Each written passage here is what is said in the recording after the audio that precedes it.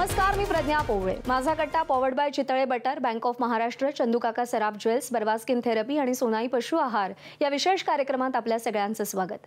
सध्याच्या काळात मनोरंजन ही माणसांची गरज बनत चालली आहे.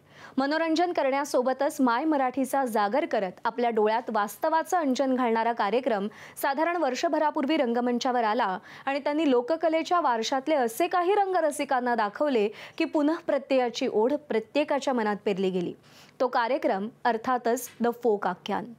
या मराठी मातेला आणि मातीला लोककलांचा दैदिप्यमान वारसा आहे. इथं संतांच्या अभंगवाणीनं लोकांचं प्रबोधन केलं, कधी पदर न ढळणाऱ्या लावणीनं मनोरंजन केलं, वाघ्या मुरळीनं भक्तीची ज्योत प्रज्वलित केली, तर शाहिरांच्या पोवाड्यांनी सह्याद्रीच्या दऱ्याखोऱ्यांना जागवलं. पण कालांतरानं आपल्याच घरात मराठी हाल सोसू लागली आणि या लोककलाही अस्तंगत होऊ लागल्या. अस्तंगत होणाऱ्या या लोककलांना नवसंजीवनी देण्यासाठी गुलाल भंडाऱ्याची उधळण करत महाराष्ट्राच्या कानाकोपऱ्यातले बाळगोपाळ एकत्र आले आणि त्यांनी लोककलेचा गोवर्धन आपल्या हातांवर उचलून धरला. कोणी थोडे सूर सोबत आणले, कोणी आपली शब्द संपदा रीती केली, कोणी डफ, तुणतुणी, ढोलकी, मृदुंगाचा ताल सोबत आणला, तर कोणी या सगळ्यांना एकत्र बांधणारं संगीताचं सूत्र विणलं. लोककलेचा हा गोवर्धन त्यांनी उचलला आणि त्याखाली अवघा महाराष्ट्र नाचला, न्हाला आणि तृप्त झाला. या आख्यानाचा सूत्रधार लमाण बंधू ईश्वर अंधारे आणि आपल्या तालावर उभ्या महाराष्ट्राला ठेका धरायला लावणारे संगीत कारभारी हर्ष विजय आणि आख्यानाची संपूर्ण टीम कट्ट्यावर आली आहे. आज गणेशोत्सवाच्या निमित्तानं आपण कट्ट्याचा प्रयोग रंगवूया. नाही, असं आहे की ईश्वर, हर्ष, विजय, तुम्ही खरं तर महाराष्ट्रामध्ये ह्या तरुणाईला बरोबर घेऊन वेगळ्या प्रकारे आग लावलेली आहे. आणि मला असं वाटतं की या गप्पांची सुरुवात करताना बाकी मी काही बोलण्याच्या आधी ज्या पद्धतीनं सुरुवातीला स्टेज आणि नंतर सगळं थिएटर तुमच्या स्वरांनी आणि सुरांनी ज्या पद्धतीनं असं विजेचा लोळ आल्यासारखं उसळून उठतं, तर ते आधी आपण ऐकूया आणि मग आपण पुढच्या गप्पांना सुरुवात करूया. नक्की सर.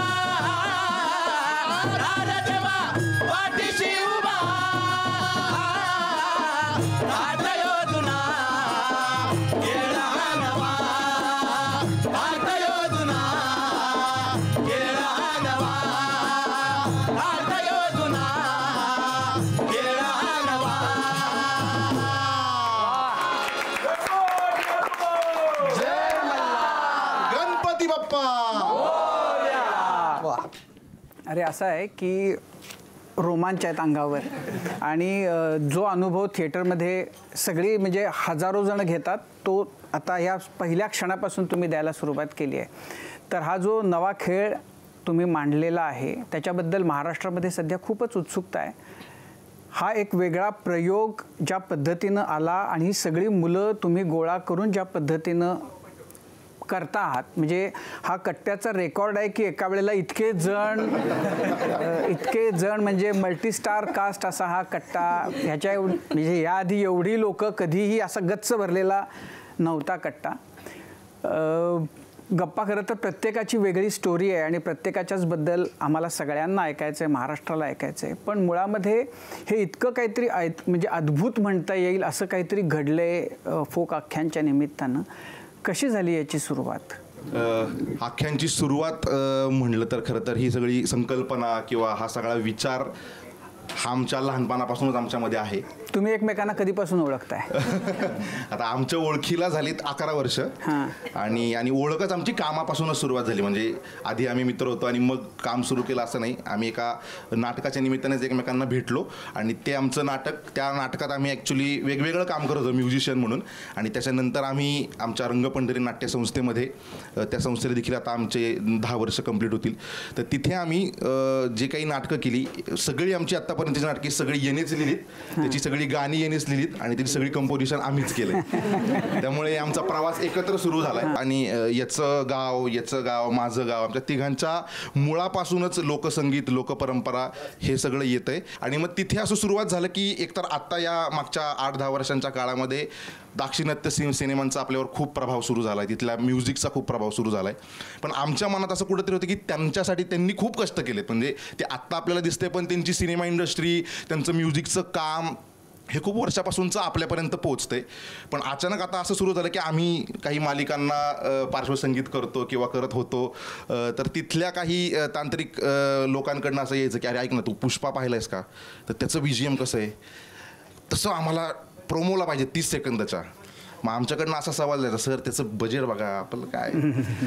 पण मुद्दा हा इथं पैसे हा सेकंडरी मुद्दा होता, पण तुमचा थॉट लेवलला आणि ती मालिका त्या मालिकेचा विषय किंवा त्या सगळ्या संकल्पनेचा विषय हा आपल्या सांगली गावातला असायचा, खेड्यातला खेडकरी सगळा आपला ग्रामीण भागातला मूळ विषय आणि त्याला संगीत असं काम हे आम्हाला खूप खटकत होतं.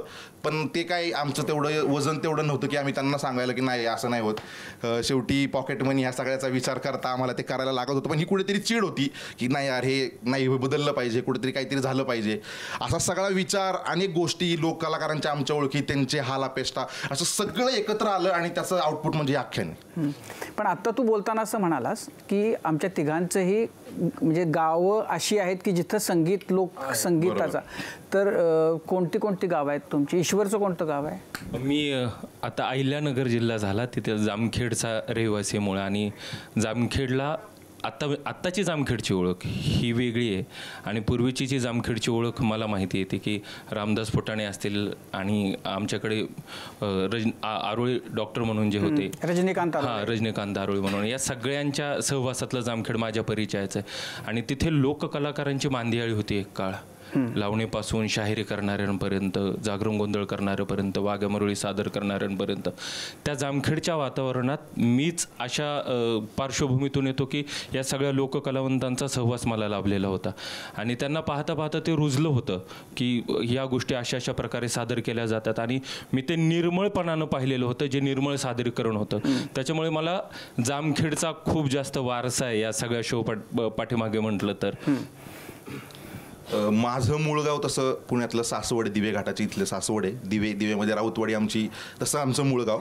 पण काही काळ म्हणजे माझ्या आजोबांनी पुण्यामध्ये खराडी मुंढवा इथे त्यांचं सगळं स्थलांतर झालं शिक्षणासाठी किंवा पैसे कमवण्यासाठी. पण माझ्या घरामध्ये माझ्या आजीपासून वारकरी संप्रदायाचा खूप मोठा वारसा आहे. तिथून हा प्रवास सगळा सुरू झाला, म्हणजे मूळ गाव तिकडून. आणि माझं गाव बीड जिल्ह्यात उमापूर नावाचं गाव आहे, तर त्या गावाचा मी. आणि तिथे तेच ईश्वर म्हटला की मराठवाड्यामध्ये खूप तमाशातील लोकपरंपरा खूप आहे तिकडे. खूप फळं ही मराठवाड्यातून इकडे आलेली आहेत. तर ते आजूबाजूला माझं सगळं वातावरण, फक्त मला परंपरा कुठलीच नाही आहे. म्हणजे आमच्या घरात मी पहिला आहे की जो म्युझिकमध्ये काहीतरी करते, आणि कोणीच हे नाही आहे. आणि ते आजूबाजूच्या भजन वगैरे गावात त्या परंपरा असतेच, तर तेच ऐकून मी लोककलेमध्ये आलो. अच्छा. नाही, आता मुळामध्ये असं आहे की लोक आख्यान काय आहे त्याच्याबद्दल मी जात नाही, कारण तो प्रत्येकानं बघितला पाहिजे आणि त्यातले शेवटची काही मिनटं आहेत आणि त्यातला जो धक्का आहे तो प्रत्यक्ष थिएटरमध्ये बसून तो सोसला पाहिजे आणि विचार करून बाहेर पडलं पाहिजे आणि तो मनामध्ये विचार घोळत राहिला पाहिजे, असं माझं मत आहे. त्यामुळे मी त्याच्याकडे जात नाही. पण त्यातला जो थॉट आहे त्यातला, तर तो कसा आला आणि ईश्वर तू ज्या पद्धतीनं पूर्ण वेळ तो करतोस, म्हणजे मला तर या पद्धतीनं असं बोलणार, म्हणजे मला आठवतात प्राचार्य शिवाजीराव भोसले, की त्यांच्यानंतर मला असं इतक्या प्रभावीपणानं कोणीतरी ज्याचं वाणीवर इतकं प्रभुत्व आहे असं जाणवलं होतं. हा थॉट हे सगळं लिहिलेलं आहेस तू. या कार्यक्रमाचं वैशिष्ट्य हे आहे की याच्यामध्ये सगळी गाणी सगळ्या रचना नव्यानं लिहिल्या गेल्या आहेत आणि नव्यानं संगीतबद्ध केल्या आहेत. फार सोपं होतं की जे प्रचलित यशस्वी झालेल्या आपल्या लोकपरंपरेतल्या गाण्यांना, भजनांना, अभंगांना घेऊन सादरीकरण करणं, तर तो सोपा मार्ग सोडून हा जी अवघड वाट तुम्ही घेतलीत, तर मुळामध्ये ह्या विचाराच्या बद्दल हे कसं बीज आलं, रुजलं, काय झालं, त्याची कार्यक्रमाची ही जी सगळी बांधणी आहे त्याच्याबद्दल सांग. मला खात्री आहे की सगळ्यांना खूप ऐकायचंही आहे, मलाही तो मोह होतोय, पण हे आपण एकदा करू आणि मग नंतर आपण ऐकू. महत्त्वाचा मुद्दा हा होता की या सगळ्या म्हणजे यांनी ज्यावेळी संकल्पना अशी आणली की ईश्वर असं करूयात. काय सांगितलं तुला असं करूया म्हणजे काय सांगितलं? ते एक आले आणि आम्ही एक पुण्यामध्ये मी हुजूर पागीच्या शाळेच्या पाठीमागे राहतो आणि हे खराडीकडे असतात दोघे जण. रात्री 1-1:30 वाजता हे यांचं सिरियलचं काम संपून माझ्याकडे आले. मला फोन केला की आपल्याला वृद्धेश्वरला कॉफी प्यायला जायचंय म्हणून, बालगंधर्वच्या शेजारी 1-1:30 वाजता रात्री. आणि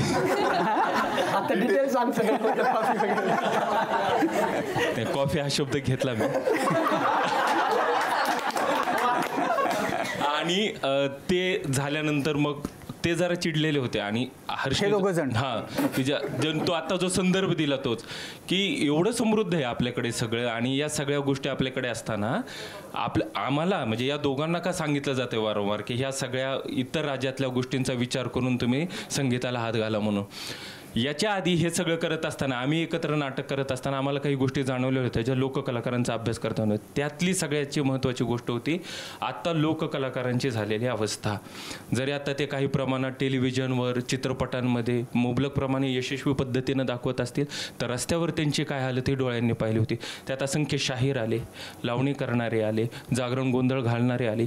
ह्या लोकांना आम्ही रस्त्यावर कपडे बदलताना पाहणं, पैशासाठी आकडलेल्या 8-8 दिवसासाठी त्याच एका ठिकाणावर येणं, आल्यानंतरची दमदाटी करणं. शाहिरांच्या कार्यक्रमात तर अशा काही गोष्टी बघितल्या होत्या की त्या शाहिरानं करू नयेत इथपर्यंत आम्ही जाऊन त्यांना पाय धरावेत की नका यांच्या मागणीला तुम्ही पूर्ण करू म्हणून. हे सगळं होत असताना मग असं झालं की यांची जी पिढी आहे पूर्वीची, यांनी महाराष्ट्रात एवढा मोठा इतिहास करून ठेवला आहे. मी अण्णाभाऊ साठेंपासून आता पुढं राजाराम गोंधळी जे आपण म्हणतो परभणीकर, त्यांच्या परंपरेत आहेत काही गोष्टी चाललेल्या, पण ज्यांनी उर्वरित महाराष्ट्रात खूप मोठा हात घालून सगळ्या गोष्टी आपल्याला मिळवून दिल्या होत्या, त्या कलाकारांची अवस्था मी पाहिली होती. आणि त्याच वेळेस असं वाटलं होतं की ही जी मंडळी आत्ता बोलतायत आपल्यासोबत, यांना माहिती की यांच्या डोळ्यात किती दुःख आहे, जगण्यात किती दुःख आहे, पण हे विसरून चालता बोलता ते सहज असं म्हणायचे आम्हाला जाता जाता की आता काय ही कलासोबत आहे आणि आमच्यासोबत ती सरणावरच जाणार आहे, आधीमध्ये कुठेच थांबणार नाही. तर जो तुम्ही म्हणाले की शेवटाकडनं येण्याचं, शेवटाची जी सगळी प्रेरणा होती तर ती ही मंडळी होती की ही कला आमच्यासोबत सरणावरच जाणार आहे, आता ही दुसरी कुठली वाट ही करणार नाही. आणि तोच एक मुद्दा होता ह्या सगळ्यात. आणि जसं मी म्हणालो जामखेडकर होतो त्यावेळेस आईसोबत ज्या गोष्टी पाहिल्या होत्या, आईने ज्या गोष्टी समजावून सांगितल्या होत्या, आईचा खूप मोठा वाटा होता याच्यात की ह्या सगळ्या गोष्टी समजावून सांगण्यात. घरी आल्यानंतर असंख्य प्रश्न पडायचे, त्या प्रश्नांचं उत्तर आईचं होतं, पण ते खूप बालपणीचं होतं. आणि ते झाल्यानंतर पुन्हा रिकॉल व्हॅल्यू, आता जो काही शब्द प्रचलित आहे आपलं उत्खनन करणं, त्याच्यात ह्या गोष्टी पुन्हा नव्याने झाल्या. आणि तोच इतिहास आहे सगळा जो IQ होता, पाहिलेला होता.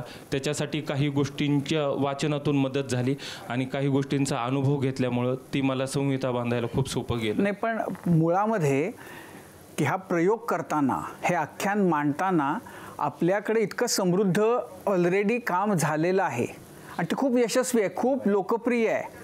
तर ते जर केलं असतं तर इन्स्टंट झटपट तुम्हाला प्रसिद्धी आणि यश मिळालं असतं. तुम्ही आपल्या रचना करायच्या आणि आपलं म्युझिक करायचं, हे कशात आलं, हे का केलं? हा आमचा पहिला आख्यान सुरू करण्याच्या अगोदर आम्हाला सुद्धा असंच वाटत होतं की आपण एकतरी गाणं जुनं घ्यावं, निदान लोकांना म्हणजे आपण ते प्रमोशन करू, मग लोकांना आपण थिएटरमध्ये तरी घेऊ आणि मग आपलं काहीतरी ऐकूयात.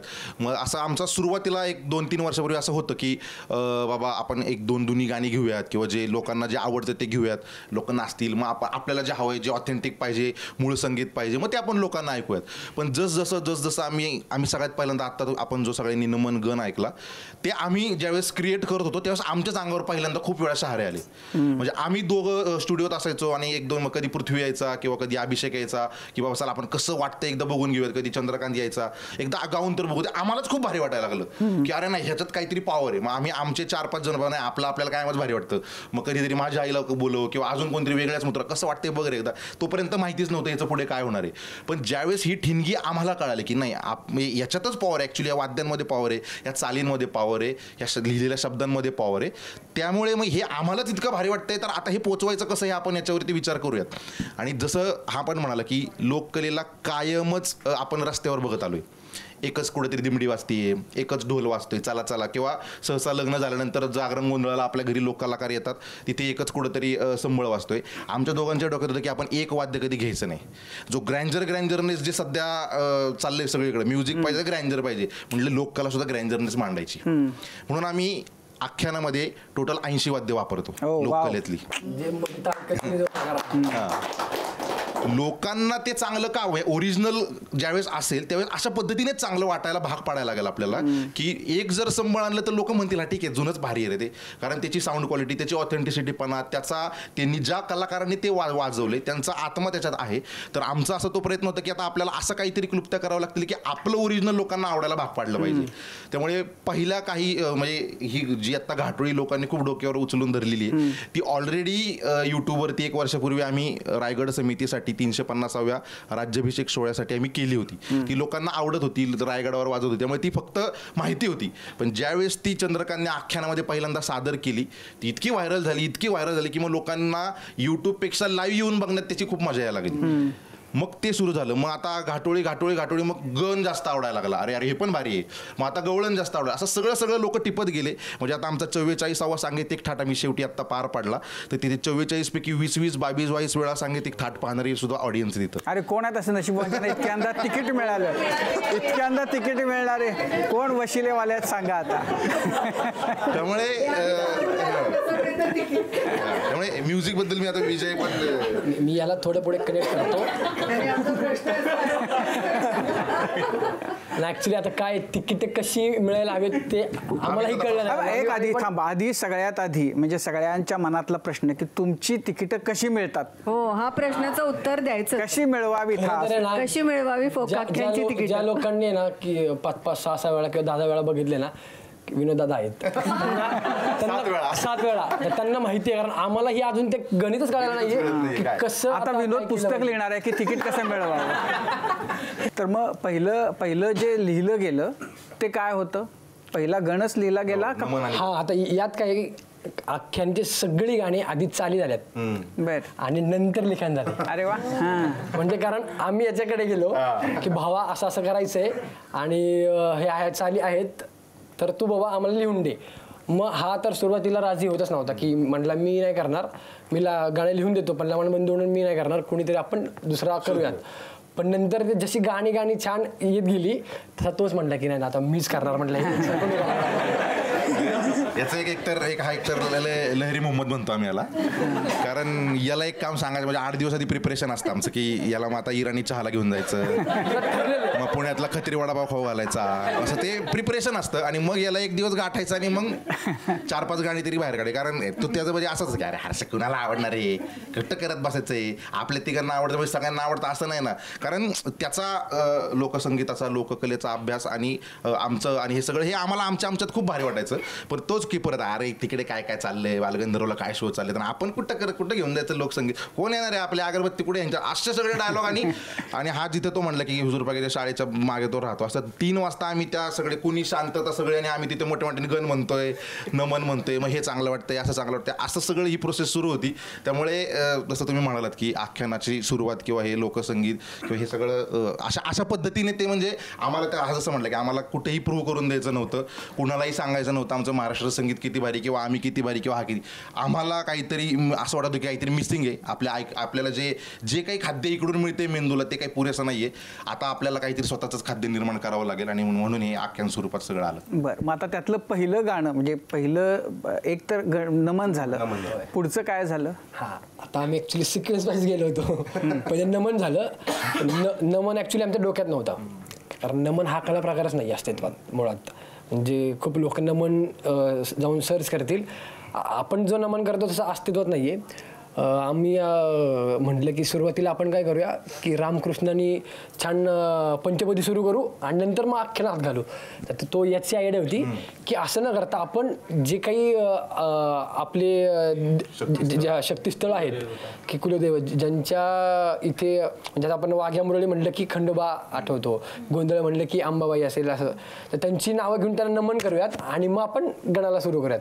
तर पहिलं नमन झालं, मग गण झालं आणि मग डायरेक्टली शेवटी आपला भैरवी झाली आणि मध्येच सगळं ब्लँक होतं, मध्ये काही झालं नाही.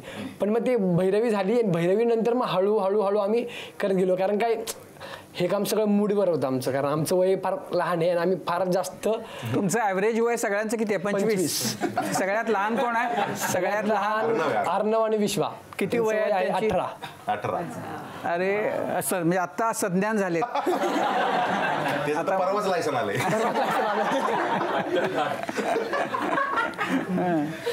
तर मग ते हळूहळू तशी प्रोसेस होत गेली आणि त्या काळात आम्ही जे काही गाणी झाली किंवा लिखाण झालं ना, त्याचं ह्या भाऊकडे कधीच लेखी स्वरूपात नव्हतं.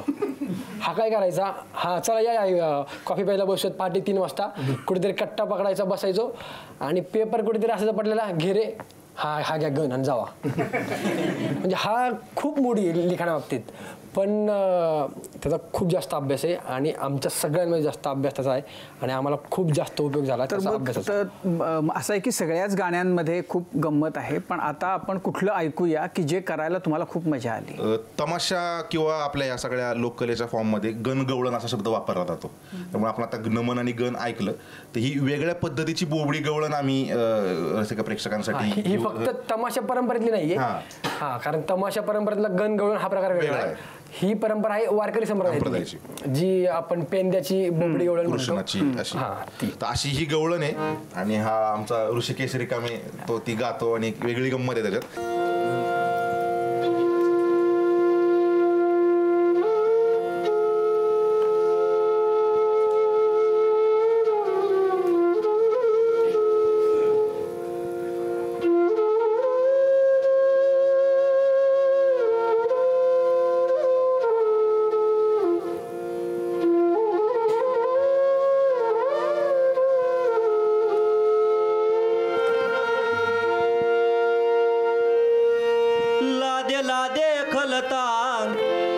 कलतांग लादे तुचला पहिलेच त्याला अल्ला दे लादे खलतांग कितना मादा कुठल पवेला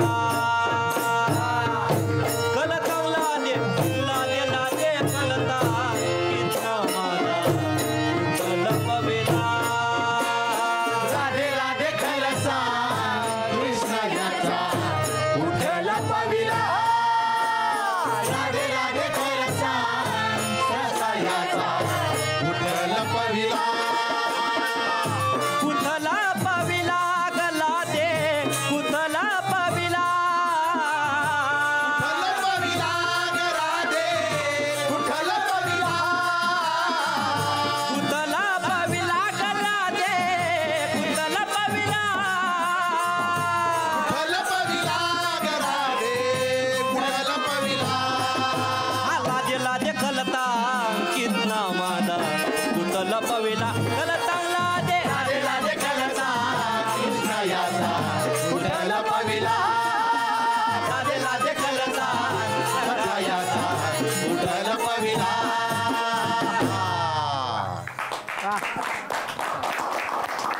ही सगळी मुलं तुम्हाला मिळालीत कुठं?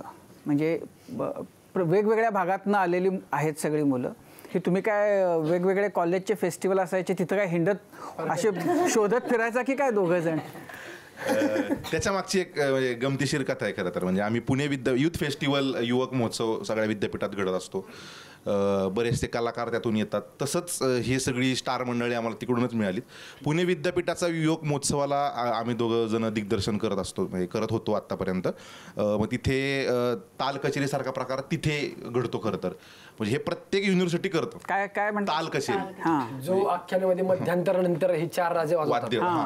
तर तो तिकडे आम्ही 10 वादकांबरोबर करायचो. त्यामुळे ही सगळी मंडळी पुणे विद्यापीठाच्या युवक महोत्सवाला वेगवेगळ्या वर्षी आमच्या समोर येत होती. आणि मग ज्यावेळेस आख्यान आमचं सायमल्टेनियस चालू होतं तर म्हटलं बघ आम्हाला सगळ्यात पहिल्यांदा हा प्रश्न होता की कलाकार घ्यायचे कोण. तोच परत की आपल्याला लोकांच्या पसंतीस उतरायचं असेल तर कोणीतरी प्रतियशच घ्यावे लागतील. आणि त्याच्याच बरोबर आम्ही बाकीची कामं करत असताना आम्हाला प्रतियश कलाकारांचा खूप उत्तम अनुभव येत होते. त्यामुळे त्यांचे टँटरम्स काय केलं कोणी मी सांगतो किस्सा. मी किस्सा विचारला की जेव्हा आख्यानाची बांधणी चालू होती तेव्हा ही मुलं तर आमच्या कॉन्टॅक्टमध्ये होतीच, पण ही सगळी लांबची असल्यामुळे आणि पहिले 2 शो आम्ही स्वतःच प्रोड्यूस केले होते. त्याच्यामुळे आर्थिक बघता आम्ही म्हटलं पुण्यातलेच कलाकार घेऊयात.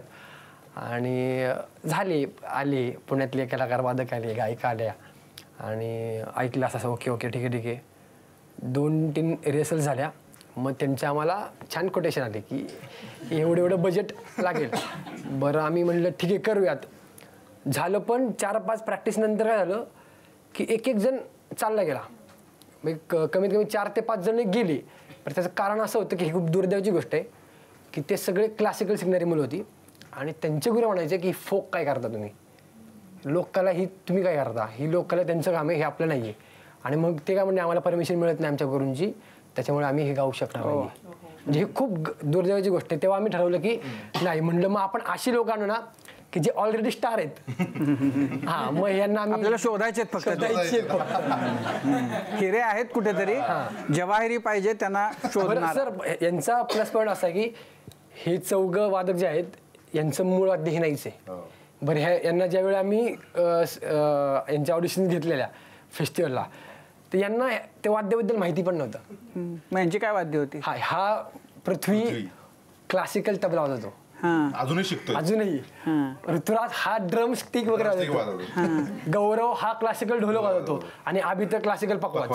बरं, हे त्यांच्या वाद्यामध्ये खूप माहिर आहेत. बरं, त्यांची आवड फार होती की मला हे शिकायचं. मग आम्ही फेस्टिवलला 2 वर्ष ही मुलं आमच्याकडे होती. मग 2 वर्षात आम्ही प्रत्येक वाद्याची की ठेवण कशी आता त्याचा बाज कसा. अरे पण तू ना यांना ही मुलं म्हणतो, तुम्ही मुलंच आहात रे. आम्हाला असं भारी वाटतं असं मुलं पण ते असं आमच्या फार जवळचे असं वाटतं की, कारण त्या काळात आम्हाला यांनी खूप साथ दिली आणि आता अजूनही आहेत. तर ते शिकून आणि आता जर कुणी ऐकलं आख्यानामध्ये यांचं वादन तर कुणीच म्हणणार नाही की हा यांची वाद्य नाही. तर मग बरं, आता ह्या 4घांची ओळख झाली, बाकीच्यांची पण ओळख सांग ना. आधी मागं सांग गाणारे. हा दीपक उकिरडे, हा तर म्हणजे आमचा लहानपणापासूनचा मित्र आहे. हा उत्तम गातो, विनायक पण उत्तम गातो. मग यांची आम्हाला साथ मिळाली, मग यांना आम्ही हळूहळू इन केलं. मग नंतर शाहीर चंद्रकांत माने हा पण शाहिरी करत होता. त्यामुळे याचं आम्ही गाणं यूट्यूबवर आणि जनरल याच्यावर व्हॉट्सअपवर जनरल बघत होतो. पण याचे गुरु शाहीर देवानंद माळी यांच्याबरोबर आम्ही एकदा काम करत होतो एका गाण्यानिमित्ताने. ते तिथे होतो, त्यांना डब द्यायला आला होता त्या स्टुडिओमध्ये की ते सर ते विसरले होते आणि त्यावेळेस जनरल त्यांनी त्याची झलक दाखवली होती. मग ती घाटोडी आम्ही ज्यावेळेस करायचं ठरवलं तर मग तिथे आम्ही त्याच्याकडे गेलो की आपण करूयात एकत्र. ऋषिकेश रिकामे हा सुद्धा एका वेगळ्या कामानिमित्ताने आमच्याकडे आला होता. हा फेस्टिवलला भेटला. पण याची ओळख फेस्टिवललाच झाली. एका वेगळ्या मित्राच्या गाण्याच्या कामानिमित्ताने आमच्याकडे आला. मग त्याला आम्ही विचारलं, कारण तो ऑलरेडी युट्यूबवरती खूप लोकांना तो फॉलोवर आहे, आपला खूप लोक स्टार येतो त्याचं ते गाणं मित्राचं. त्यानंतर म्हणजे आम्हालाच भीती वाटत की हा म्हणतोय की नाही. त्यामुळे मग तो सुदैवाने हो म्हणाला, त्याला ही सगळी गोष्ट आवडली. मग तो इन झाला. त्यानंतर अनुजा देवरे ही सुद्धा नाशिकची आहे. हिने आणि विजयने एका कार्यक्रमामध्ये एकत्र काम केलं होतं. मग आम्ही झीचीच एक सिरियल आहे दार उघड दार, त्यासाठी तिने आमचं टायटल ट्रॅक तिने गायलं होतं. त्यामुळे तेव्हापासूनची ती ओळख होती. आणि ती पण एका तिनं तर ऐकलंच नाही, ती फक्त म्हणली हर्ष विजू दादा काहीतरी करतात ना, मी येते पुण्यात, संपला विषय. त्यामुळे ते एक झालं. मग रुचाचा खरं तर इंटरेस्टिंग गोष्ट आहे, कारण ती आमच्या कुठल्याच सर्कलमध्ये ती नव्हती. ती आंबेजोगाईला काय काय काय काय तिचं भरतनाट्यम काय काय सगळं मिक्स करत होती ती. मग तिने तिच्या एका चित्रपटामध्ये तिने खरं तर गाणं गायलंय, आल्याड पाल्याड नावाच्या चित्रपटात. तर तिची एक छोटीशी क्लिप होती फक्त, आणि तो टेक्स्चर खूप आम्हाला आवडला तिचा. म्हणून मग तिला आम्ही इंस्टाग्रामवर शोधलं, मग तिला मेसेज केला, मग ती भेटली, मग ती पण आम्हाला जॉईन झाली. मग हा विनायकबद्दल मी सांगितलं. त्यानंतर कुंदन ठाकूर देखील आम्हाला युथ फेस्टिवललाच भेटलेला आहे. तो तर त्यावेळेस बासरी फक्त बघूनच शिकत होता, शिकलाच नाही, शिकलेलाच नाहीये तो. हो, शिकला नाही सर तो बासरी. हा, म्हणजे इंटरेस्ट नाही, म्हणजे काय हे वाद्य आहे असं त्याने हातात घेतलं आणि मग ते एक्सप्लोर करत गेला. तू काय वाजवायचा तो काय वाजवायचा सांग. मी हार्मोनियम आधी शिकलो, हार्मोनियम विशारद झालो, मग विशारद करता करता बासरी. आता या इतक्या बासऱ्या घेऊन आलाय तो, आणि तो तारपा जो असतो. त्याची एक इंटरेस्टिंग गोष्ट अशी आहे की म्हणजे आम्हाला ते वाद्य हवंच होतं कसल्याही परिस्थिती. आणि सुरुवातीला जे ठरलं होतं, पण त्या वाद्याचा वादक आणि ते वाद्य हे आम्हाला परवडणारं नव्हतं अगोदर. तेवढ्या एका शिक्षणासाठी त्याला घेऊन येणं हे त्याला दिसत होतं की नाही, ह्या वाद्याची एक वेगळी गंमत आहे. मग त्याला आम्ही जरा 2-3 वेळा थोडंसं जरा पुश केलं की अरे बघ कुंदन, अरे बघ काहीतरी होईल, काय हवा तर द्यायची फक्त, एवढं काय. असं त्याचं आहे. मानस खरं तर आमचा कॉम्पिटिटर होता युथ फेस्टिवलमध्ये. तो मुंबई विद्यापीठाकडनं त्या टीममध्ये होता, आणि आम्ही पुणे विद्यापीठाकडनं. पण त्याला जनरली विजय किंवा आमचं काम आवडायचं, आणि त्याने जनरल कुंदनला विजयचा नंबर मागितला. मग तिथून कॉन्टॅक्ट सुरू झाला, आणि मग हळूहळू आम्ही विचारलं. तो पण पुण्यात शिफ्ट होत होता. मग आम्ही त्याला विचारलं की तो सुदैवाने पायपेटी सुद्धा वाजवतो. ते आता खूप रेअर झालं ते वाद्य, त्यामुळे तो पायपेटी सुद्धा वाजवतो, आणि संवादिनी पण तो खूप छान वाजवतो. त्यानंतर तिकडे रोहित आमच्याबरोबर फक्त असतो, तो सतत असतो. मग तो गझल छान गातो, बाकीचे खूप अनेक गाण्याचे प्रकार वेगवेगळे छान गातो. त्यानंतर सागर आहे, सागरबद्दल मी सांगितलं. नंतर अर्णव साईड परकशन, आणि ते दोघं जण अर्णव आणि विश्व हे परकशनिस्ट आहेत. आणि ते सगळे टाळ घुंगरू साईड जे छोटी पण महत्त्वाची ह्या सगळ्यांना धरून ठेवणारी वाद्य जे आहेत, तर ती दोघं जण ते वाजवतात. त्यानंतर नयन ह्या चौघांपैकीच एक आहे. जिथे कमी तिथे आम्ही, म्हणजे एखादा समजा आज शोला याचा काहीतरी हाताला प्रॉब्लेम झालाय की नयन ऐकणं असं झालंय, आलो दादा नाशिकवरून गाडी पकडणार, शोला येणार आणि तो वाजवणार, तो वाजवतो. अशी सगळी अशी हे आख्यान किंवा जनरल करिअर सुरू होण्याच्या आधीपासूनची सगळी मंडळी आहेत. त्यामुळे यांच्याबरोबर सगळ्यांना खूप इमोशनल नाते. याच्यामध्ये चर्चा जी होती ती म्हणजे खूप घाटोळीची. आता घाटोळी मुळामध्ये हा प्रकार म्हणजे असं काहीतरी आहे आपल्या परंपरेमध्ये याचीच माहिती नव्हती. तो याच्यामुळं त्याची ओळख झाली. तर घाटोळीबद्दल आणि नंतर घाटोळी ऐकायची पण आहे. घाटोळी काय प्रकार? पुन्हा तेच की रूटला जे होतं की मदान मागायला येणारी काही लखाबाईची यायची लोक, त्याला आता पौड हा शब्द जरा प्रचलित झाला. आणि जुन्या वेळेस ही गडभूमी ज्या आपल्या आहेत सगळ्या पर्वतीय रांगा वगैरे, याच्यामध्ये ज्या काही खाणाखोण्या आहेत सगळ्या सांगणारी सगळी लोक, ते आता या सगळ्या आपल्या घाटाच्या वळणानं जाणाऱ्या सगळ्या गोष्टी आहेत. आम्ही खूप त्याच्याबद्दल सर्च केला की ही कुठून आला असेल, काय असेल, पोथीपुराणात असेल का, लवाळ्यात लिहिलेलं असेल का, कोणाला विचारून पाहू का, जोगत्यांची जी मोठी परंपरा आहे त्यांचं त्याच्यासाठी नाव येते त्यांना विचारून पाहू का. पण असं काही हाती लागलं नाही. आणि ते न लागल्यामुळं मग आम्ही थोडा विचारायला बसलो की कशा प्रकारे जन्माला आलेला असेल म्हणून. मग आम्ही त्याला आमच्या पद्धतीनं सोपी केलेली व्याख्या एवढीच आहे, घाटाच्या वळणाच्या वळीनं या देवीची पालखी उचलायला काही लेकरं आली जी डोंगर घाटात वाढली, आणि त्यांनी म्हणून ही पालखी खांद्यावर घेतली. आणि जो काही या आपल्या छत्रपती शिवाजी महाराज जे आधी फक्त आम्ही असं म्हणतो की रायगडीचा राजा होता आणि आज तो रायगडावर शिवछत्रपती झाला, असं म्हणून मग आमच्या शाहिरांच्या घाटोळीला सुरुवात होते. शाहीर विनंती आहे आपल्याला.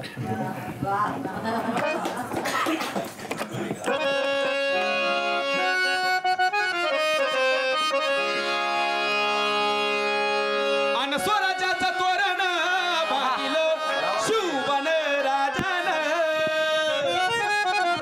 अन सोहळा मराठी मातीचा सण ह्यो आला रे.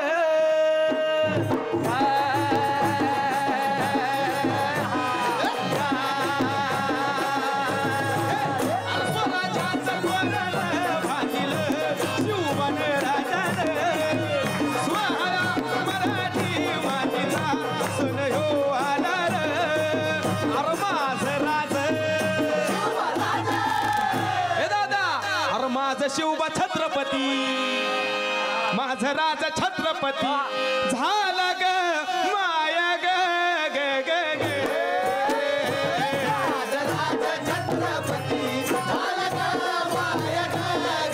शिवराज माझ राज छत्रपती झाला ग माया ग ग ग ग ग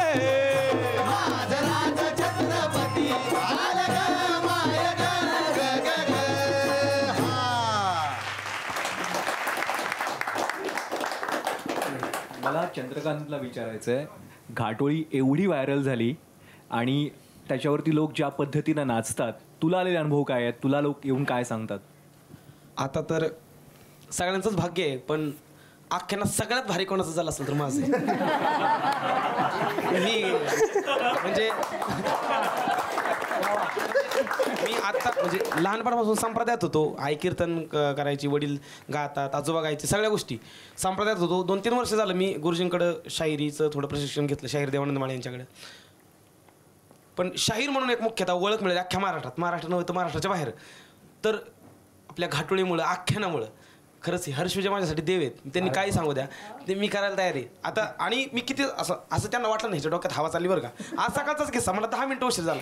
कारण तुला डोक्याचा भाग आहे का हर्ष दादा, लवकर यायचं कळतं का नाही. मग हे तुम्हाला सांगू का, तुम्ही किती मोठं व्हा, इथं आलं ना असं वाटतं नाही आपण इथं राहिलं पाहिजे, हे आपलं चुकतंय. मग हे कायम जाणीव आणि सगळ्या गोष्टी हे खूप महत्त्वाचं आहे. आणि एवढा मोठा अनुभव आला, घाटोळी इतकी व्हायरल झाली, सगळ्या गोष्टी लोक लोटांकन घेतात दादा, एवढं प्रेम करतात. आता मागच्या वेळेसच मी येत होतो गाडीतून, मी साधा आपलं नाईट पॅन्ट टी शर्ट घातलं होतं, गाडीतून उतरलो, पेट्रोल पंपावर एक मुलगा आला, दादा एक सेल्फी. एक लोक कलाकाराला अजून काय पाहिजे सांगा तुम्ही. आणि मूळतः घाटोळीला खूप जास्त प्रेम दिलं दादा. लोक मग आता घाटोळी चालू झाली, स्वराज्याचं त्वरण असं ओरडायला सुरुवात करतात की अरे मला आगाव काढत होतं, काय चाललंय एवढं. माझ्यासाठी खरंच उजळले भाग्य आता उगी चिंतावर आली की एका मुलाचं. ह्याच्या आधी 50 गाणी रेकॉर्ड झाली असतील, सगळं झालं असेल, पण घाटोळीने एवढं दादा मोठं केलं की एका तुम्हाला सांगू का,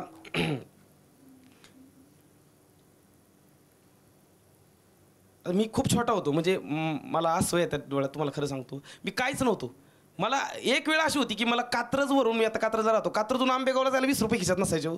हां आता लोक सांगतात अहो शाहीर 2 लाख रुपये घ्या पण आमची तर या. अजून काय पाहिजे हो, काय पाहिजे अजून. एवढं मोठं भाग्य माझं खरं. धन्यवाद.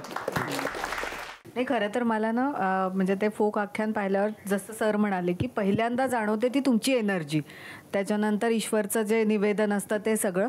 तर हा जो म्हणजे एक काहीतरी कोरिओग्राफी म्हणा किंवा काय स्टेजवर आपण काय करायचं हे ठरलं असेल किंवा काहीतरी झालं असेल, ते कसं झालं? कारण ती जी एनर्जी आहे, तुम्ही स्वतः जे एन्जॉय करता, तर ते काही असं प्लॅन केलेलं होतं, तयारी केली होती तशा पद्धतीने शोची?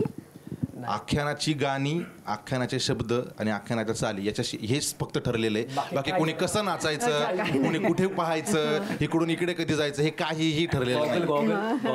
हा गॉगल हे प्लॅन, गॉगल हा स्क्रिप्टेड गोष्ट आहे, कारण ते अट्रॅक्ट करू शकतं किंवा हे लोकांना आवडू शकतं. मी 7 वेळा हा शो बघितलाय आणि त्या प्रत्येक शोच्या वेळेस ईश्वर त्या ऋषिकेशबद्दल नेहमी सांगतो की ही बरं, तो वेगवेगळ्या ठिकाणी मी तो बघितलाय, तर ही या ऋषिकेशची सासरवडी आहे. मी तो माटुंग्याला बघू दे, तो दादरला बघू दे, ठाण्याला बघू दे, किती सासरवडी आहेत त्याच्या. हा पण एक स्क्रिप्टचा भाग आहे, कारण ते होतं काय म्हणजे याच्याबद्दल आम्हाला 1-2 लोक येऊन पण भेटतात. हा कधी कधी म्हणतो की बाल्कनीत आज आमच्या वहिनी बसल्यात, तर दुसऱ्या लाईनला मी तिसऱ्या लागते. खरं तर काही नसतं, पण तिथली सगळी बाल्कनीत लोक कोण आहे नेमकी, ते चर्चेला विषय काहीतरी सोडायचं. पण मी नंतर ते क्लिअर करतो की असं काही नाही आहे, हे स्क्रिप्टचा भाग आहे. पण ती गाण्याची एक ती गंमत असते, तो गाण्याचा जो कलाप्रकार वाघ्यामुळे हा कलाप्रकार गातो, त्यात सगळे तशा पद्धतीचं नवीन यंग जनरेशनला प्रेम आणि ह्या सगळ्या गोष्टीबद्दल हा ईश्वर बोलत असतो. त्यामुळे तो एक असा म्हणजे त्याला खरं तर आख्यान करता करता सुचलेला हा मुद्दा आहे, त्यामुळे ते गमतीशीर भाग आहे. त्याच्यावरती काय परिणाम झाला? हा म्हणजे त्याच्यावर किती मेसेज आलेत मुलींचे सांग. असं काही नाही म्हणजे काय आता मी मागे पनवेलला शो होता, तर मला म्हणजे असं नावानी नाही का हाक मारत, जावई जावई म्हणतो, जावई बापू, तेव्हा जावई बापू म्हणतो. असं काही नाही, असं काही नाहीये ते म्हणून तो लाईन क्लिअर करतो. तेच गाणं ऐकू, मला तेच वाटलं, तेच गाणं ऐकू आपण. वा वा, ठीक आहे. हे भोळ्या माझ्या खंडेराया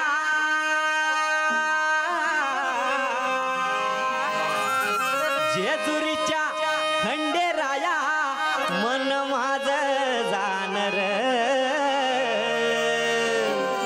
हे बघ दिली देवा तुला बघ दिली देवा तुला बहानाईची आनर उधळून वेल भंडारा नवसम्या बोलीन ये मंडोळ्यात तिला तुझ्या गडावर आणीन आर येळकोट मल्हारा सांग भल हो दे ये येळकोट मल्हारा सांग भल हो दे उचलून तिला द्यावा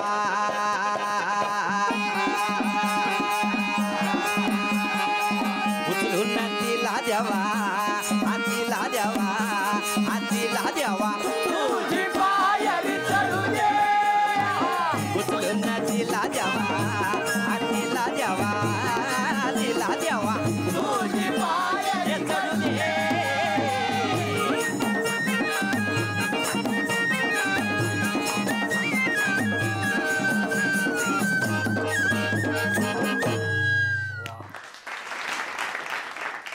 या गप्पा आणि हा कट्ट्याचा प्रयोग तुम्ही खरं तर एवढा रंगवताय. महाराष्ट्राच्या लोककलेचं दालन, तिचा वैभव, तिचा खजिना हा एवढा मोठा आहे. दर आख्यानाला तुम्ही तो खजिना आम्हाला असा उघडा करून देता. आम्ही सगळे प्रेक्षक तो मनमुराद लुटतो, पण कितीही लुटला तरीसुद्धा तो रिता होत नाही. तर आख्यानाच्या प्रत्येक प्रयोगासरशी त्या दौलतीमध्ये शतपटीनं वाढ होताना आम्ही बघतोय. आणि अशाच गप्पा, हेच सूर, हेच ताल, हाच ठेका आम्हाला आणखी ऐकायचं आहे, आणखी अनुभवायचं आहे. त्यामुळे माझ्या कट्ट्याच्या या पहिल्या भागामध्ये आत्ता वेळ झाली इथेच थांबण्याची. पण द फोक आख्यांच्या टीमसोबतचा माझा कट्ट्याचा दुसरा भाग आपण लवकरच पाहणार आहोत. यासोबतच माझा Katta powered by Chitale better, bank of Maharashtra, Chandukaka Saraf jewels, बरवा स्किन थेरपी आणि सोनाई पशु आहार या विशेष कार्यक्रमात आत्ता इथेच थांबूया. प्रत्येक बातमीच्या अपडेट्ससाठी पाहत रहा एबीपी माझा. एबीपी माझा, उघडा डोळे बघा नीट.